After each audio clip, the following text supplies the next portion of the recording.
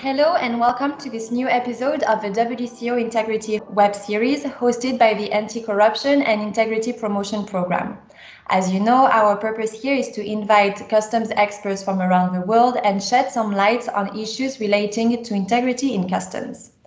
This week, we welcome Ms. Kameswari Subramanian, WCO accredited expert, former Chief Commissioner from the Indian Customs and Excise Service, and one of the original architects of the WCO revised Kyoto Convention. Hello, and thank you for the opportunity to discuss this important and interesting topic. Our listeners should now be very familiar with the revised Arusha Declaration concerning good governance and integrity. It is the WCO primary instrument when it comes to the issue of customs and integrity.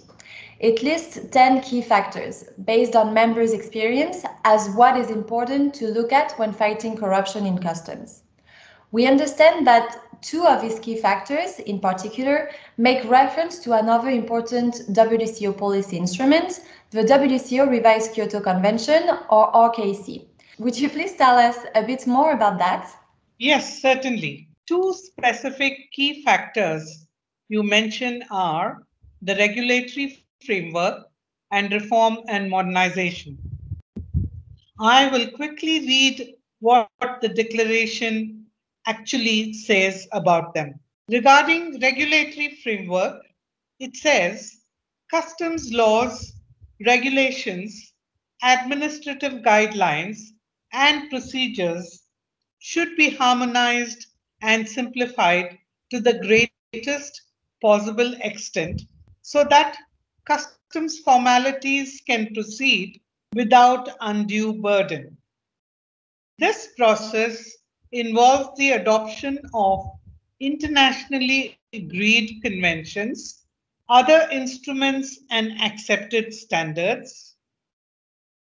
Customs practices should be reviewed and redeveloped to eliminate red tape and reduce unnecessary duplication.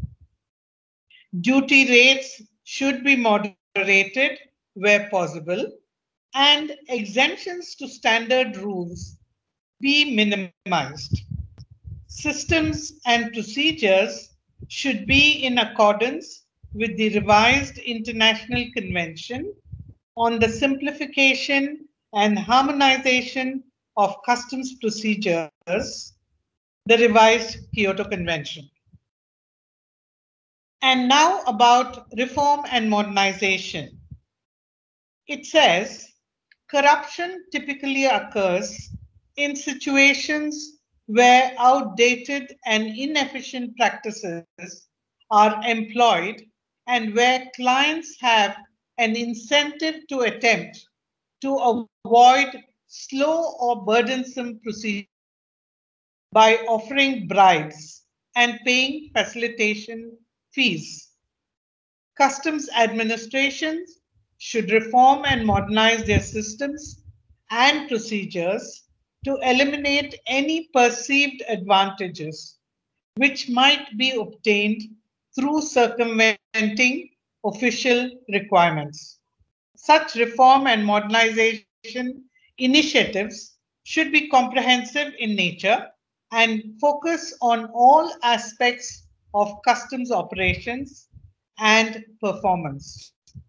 The revised Kyoto Convention provides a sound reference point for such initiatives.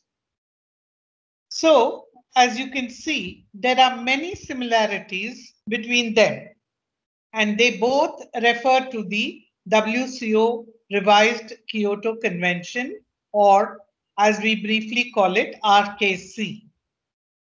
They are linked and often go together. Very often, reform and modernization programs involve the standardization, harmonization, and alignment with international standards. And those international standards themselves provide the framework and the blueprint for which the efficiency of procedures can be found through harmonization and standardization. Therefore, the main difference is that regulatory framework focuses on harmonization and standardization from a legislation and policy point of view, while reform and modernization refers to efficiency from the implementation point of view. But the two are, of course, very much linked. Since the RKC features quite prominently in both key factors, it would be useful to understand better what exactly it is and how exactly it can assist customs administrations who are looking to improve their response to corruption and promoting integrity. The RKC is the International Convention on the Simplification and Harmonization of Customs Procedures. It is the blueprint for modern and efficient customs procedures in the 21st century. It began as the Kyoto Convention in 1973, and its subsequent revision entered into force in February 2006. For contracting parties, it is a binding convention that promotes trade facilitation and effective controls through its legal provisions that detail the application of simple yet efficient procedures. It is the main trade facilitation convention for customs administrations. The concept of trade facilitation itself is about providing transparency and predictability in customs and trade environment, and is a great deterrent for corruption. Yes, certainly. We have in previous episodes heard about some of the environmental drivers of corruption, and we know that lack of transparency and difficult or complex procedures are often reasons that private sectors and customs officers seek to cut corners or bypass official rules. They also can act as screens for wrongdoers to hide behind, making it difficult to detect corrupt actions. Exactly. For those of you who are already familiar with the revised Kyoto Convention and its annexes and its guidelines, it is a huge document that links very closely with other WCO procedures for simplification and harmonization, such as the harmonized system, the safe framework of standard, and other modern practices such as external risk management. It's also worth noting the links between the revised Kyoto Convention and other international tools such as the WTO Trade Facilitation Agreement, known as the TFA. Those two are complementary.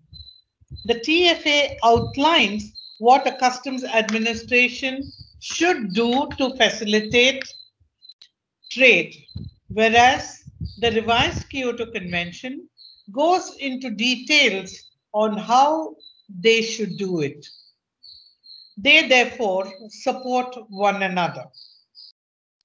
The General Annex of the RKC commits contracting parties to the following principles: transparency and predictability of customs actions, standardization and simplification of goods declaration and supporting documents, simplified procedure for authorized persons, maximum use of information technology, minimum necessary customs control to ensure compliance with regulations, use of risk management and audit-based controls, coordinated interventions with other border agencies, and partnership with trade. As you can see, there are a number of areas that echo each other's key factors in the revised Arusha Declaration beyond the two we already mentioned. For example, transparency, use of information technology, or automation, and partnership with trade or relationship with private sector. There is indeed a great deal of crossover and interlinkage between the RKC and the revised Arusha Declaration. Now, how can WCO members leverage the RKC in their fight against corruption and promotion of integrity?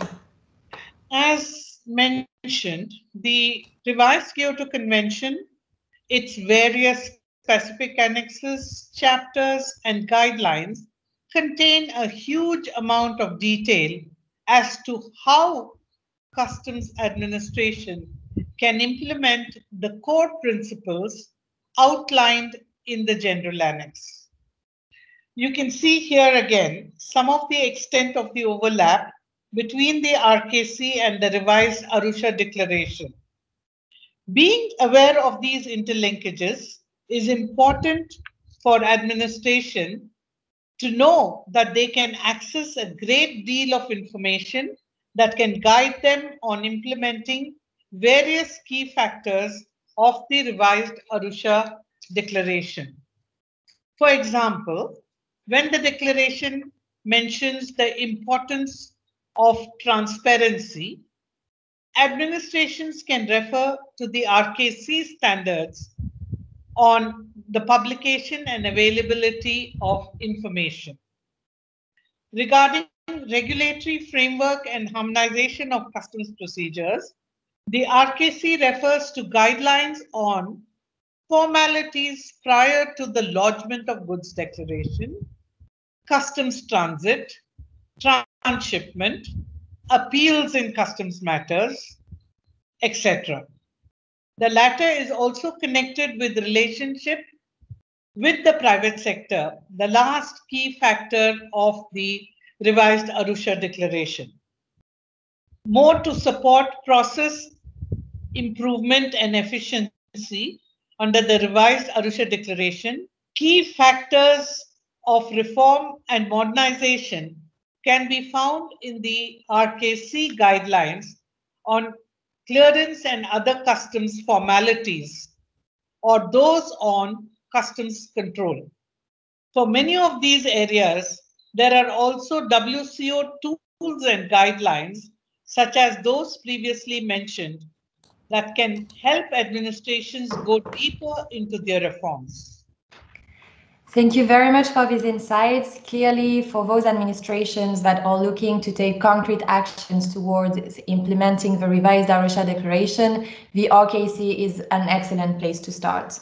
Thank you also for taking the time to record this episode with us. And thank you everyone for listening to this new episode, and we'll see you soon. Bye.